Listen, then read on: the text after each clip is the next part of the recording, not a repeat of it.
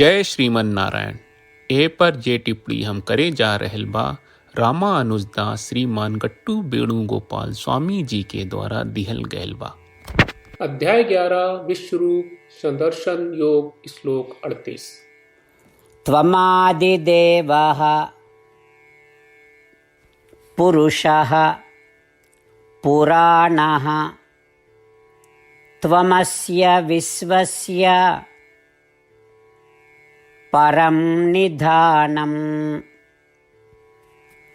वेत्तासि वेद्यं च परं च धाम त्वया ततं विश्वम् अनन्तरूप। ओम। गीताचार्य श्री कृष्ण परमात्मा अर्जुन समेत हमनी सबके विश्वरूप संदर्शन योग के उपदेश दे रहे बाड़े।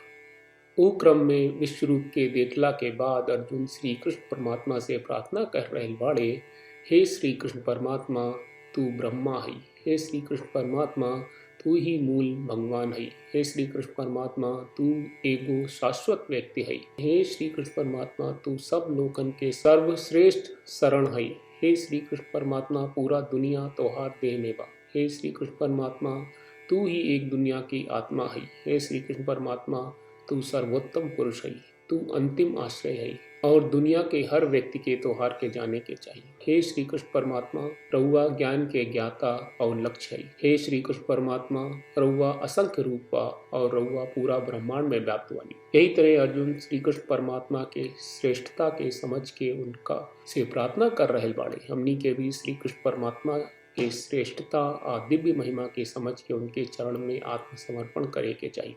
आई हमनी के श्री कृष्ण परमात्मा श्रीमन नारायण के चरण में आत्मसमर्पण करके अपन जीवन के मानवीय बनावे की कोशिश करी जा और अर्जुन के वचन के श्लोक के रूप में दोहरावे की कोशिश करी जा। त्वमादिदेवः पुरुषः पुराणः त्वमस्य विश्वस्य परं निधानं वेत्तासि वेद्यं च परं च धाम त्वया ततं विश्वमनन्तरूप।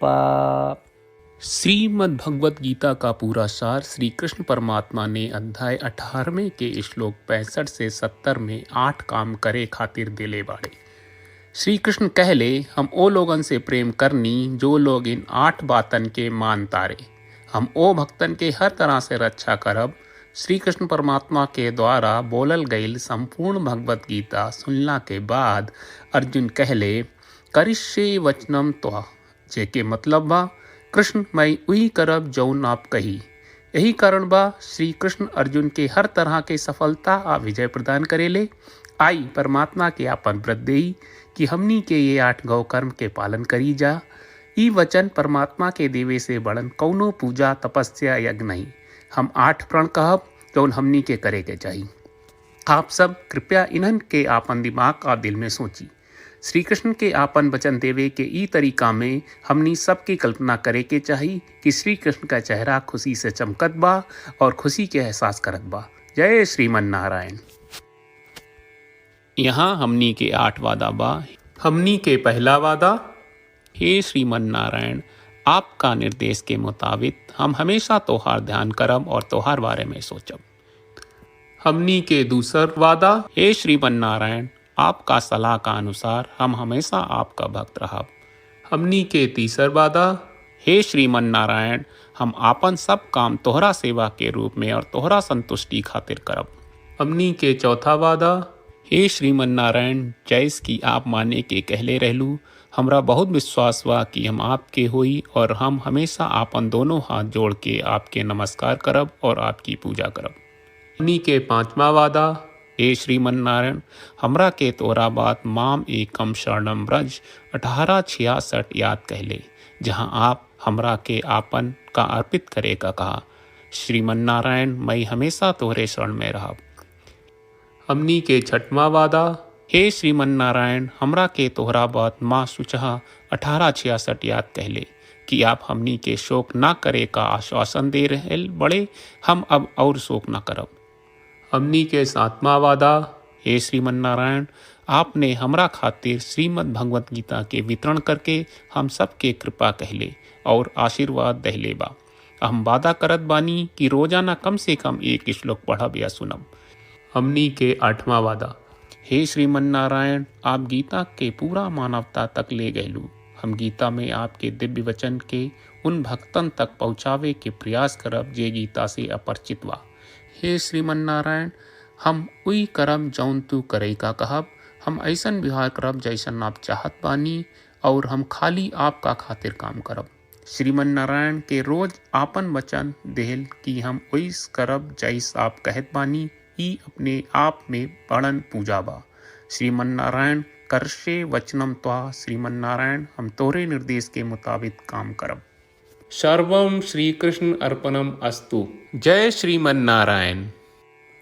त्वमादिदेवः पुरुषः पुराणः त्वमस्य विश्वस्य परं निधानम् वेत्तासि वेद्यं च परं च धाम त्वया ततं विश्वम् अनन्तरूप। ॐ